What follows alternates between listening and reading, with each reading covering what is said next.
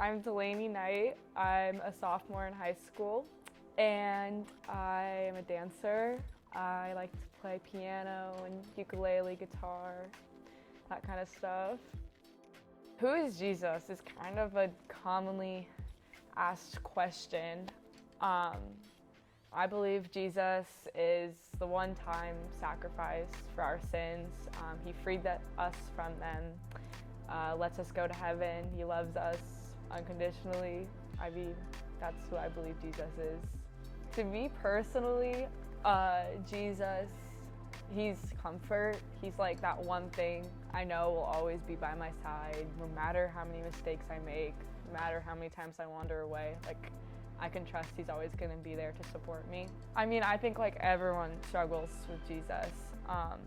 I mean, some people who didn't grow up knowing who he is, I mean, just being bombarded with people telling them that there's some bigger, greater force out there, you know, like who loves us unconditionally, who gave up everything so we could go to heaven, who has a plan for us. Just being told that is really hard to believe. It's almost just like unfathomable that someone would love us that much, but he does. And he did do that for us. So that's just what makes being a Christian so cool, because we can just rejoice in that. He did that for us. I grew up going to church, which I'm really thankful for. Actually came here, Stonebridge. I learned a lot about Jesus, who he is, what he did for us through my grandparents. They're probably the most godly people I know. I'm really thankful for them.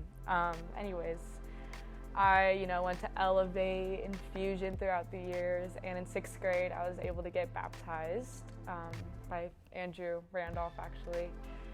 And ever since then, I mean, I've wandered away from God, I've made mistakes, but every time he just pulls me back into his fold. And every time I'm just reminded about how much he loves me and just how sorry I am for wandering away in the first place. But that's where it's at right now, and I know I have a lot more of a journey to go through.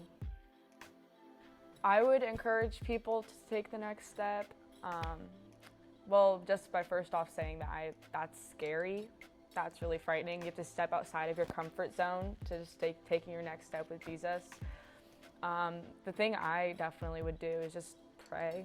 I mean, like every time you have that like doubt or stressful thing going on in your life, any anxiety, just like giving it to Jesus, letting him take care of it. I think that's something that can really strengthen your relationship with him. And like, I know that can be scary because you don't know what he's gonna do with it. You don't know what his plan is. And a lot of times it's not really what you think you need, but like he knows the bigger picture. He knows what you need in your life. So he knows what the right plan is for you and what to do with your anxieties you give to him. My favorite Bible verse is Romans 8:18. It says, "For I consider that the sufferings of this present time are not worth comparing to the glory that will be revealed within us."